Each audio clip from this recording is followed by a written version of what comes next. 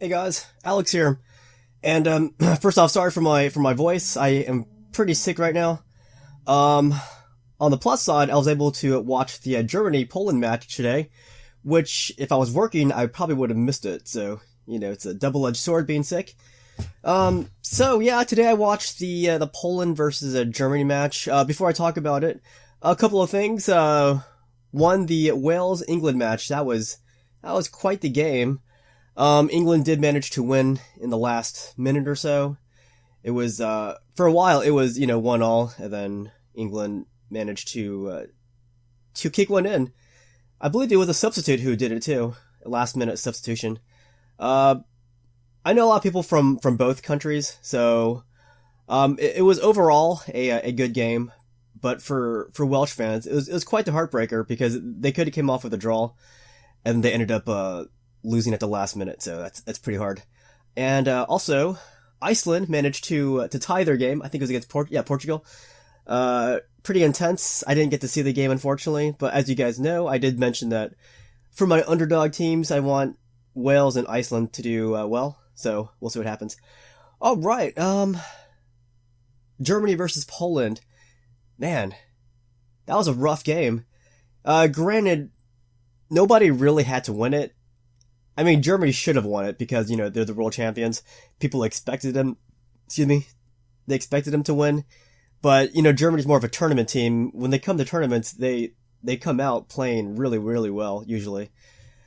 So, what happened? Well, pretty much the starting lineup of Germany was pretty much the same lineup as they had against Ukraine in their previous game.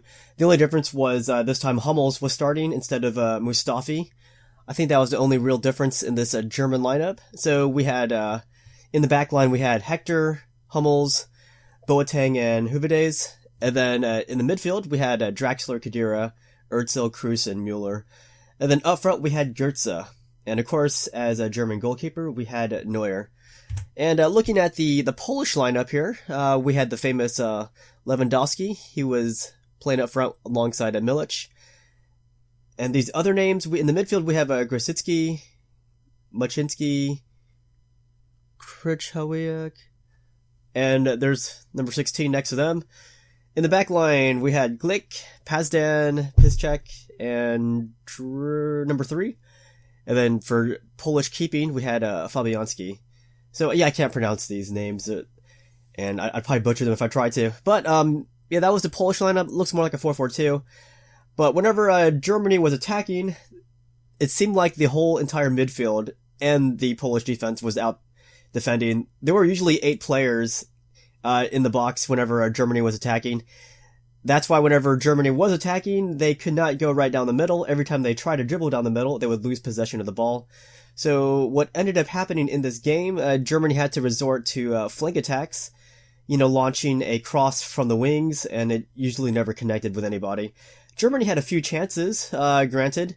Goetze had a few shots right at the Polish goalkeeper, which went right at the Polish goalkeeper. I would say overall, though, Poland had a lot more obvious chances on Neuer, but for whatever reason, Poland's finishers did a really poor job finishing the ball. They had so many. They had at least 2 obvious chances where they should have scored. I'm really happy that they didn't though. And a draw here, which is what it was, 0-0, means that Ukraine is now eliminated from the Euros. But they will still get to play another game. But they are eliminated. It would have been nice for Germany to get the result here, but now they'll have to perform against Northern Ireland, which might sound easier said than done, I suppose. But most people expect Germany to carry on and get at least a draw or win. But yeah, so what happened? I mean, in this game, there were yellow cards for both sides. Khedira got a yellow card in the 3rd minute, and then Özil got a yellow card. There were a few more yellow cards. I forgot. I just lost track. I wrote them all down on my cheat sheet here. But typically I can't even read it. Okay, Boateng got a yellow card too in the 67th minute.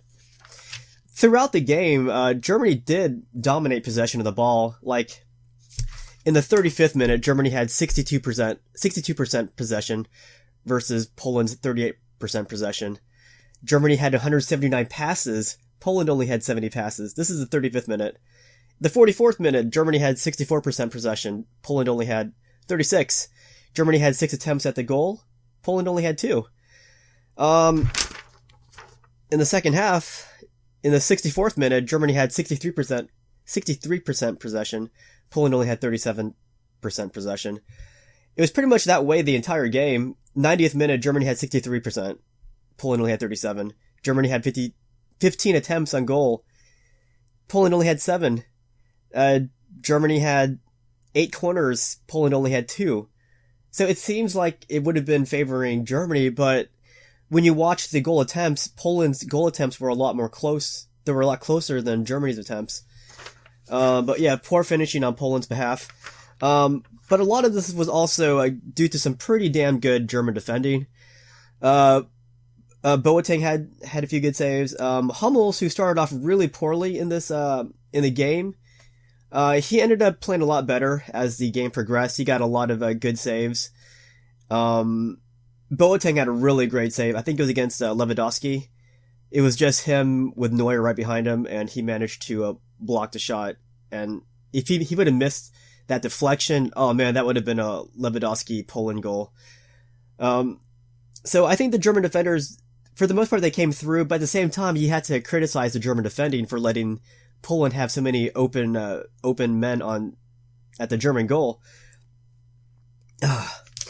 Sorry. Yeah, I'm like really, really sick. Anyways, how did Germany try to change things up? Well, let's see here. In the second half, the game was still 0-0. Germany wasn't getting anywhere with these shots on target. So Schürrle comes in the 66th minute. He replaces Goetze. So basically, Schürrle is going to play down the left-hand side. Müller is going to go down the middle, and Draxler is going to play down the right. That's how the German lineup changed. Nothing was happening yet. So in the what is this? In the 72nd minute, Gomez comes in for Drexler, which means I guess Müller goes down the right. Gomez plays more towards the middle because Gomez is more of a center striker. But Gomez never even really got to touch the ball in that game. I think he touched it maybe once or twice. But for the most part, yeah, Germany's attempts were... They never looked threatening. They didn't look that threatening anyways against the Polish keeper. I was really surprised that Schweinsteiger didn't come in, because when he came in against the Ukraine, he put a goal right in there. I would have thought they would have tried putting Schweinsteiger in, maybe break up the midfield a bit. But you know, I would say 0-0 was a fair result given given just how good Poland was defending. Poland was defending really well. Like, they brought back numbers. Like, as I said, there was like 7-8 people back when the Germany was attacking.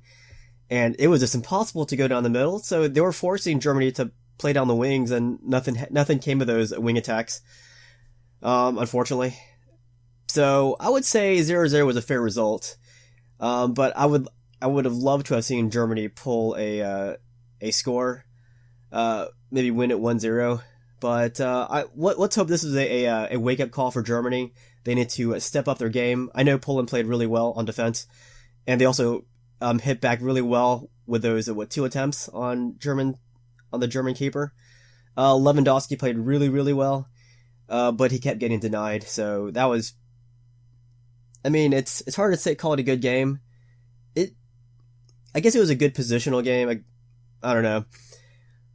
But yeah, you know, it happens. Germany will pick up the pace, and we'll probably see Germany hopefully get to the final still. I hope so anyways. Alright, so what were your thoughts on the Germany-Poland match, and what were your thoughts on these other games that have transpired so far? What do you think of England-Wales? What do you think of these other games that have been, played so far? I guess that's it. And yeah, I guess I'm glad I was sick, so I got to watch this game. But that's really about it. I hope these yellow cards don't affect Germany too much. I mean, when they get to the next round, which they most likely will, I believe the yellow cards disappear, I think. So, anyways, thank you for watching this Germany-Poland vlog.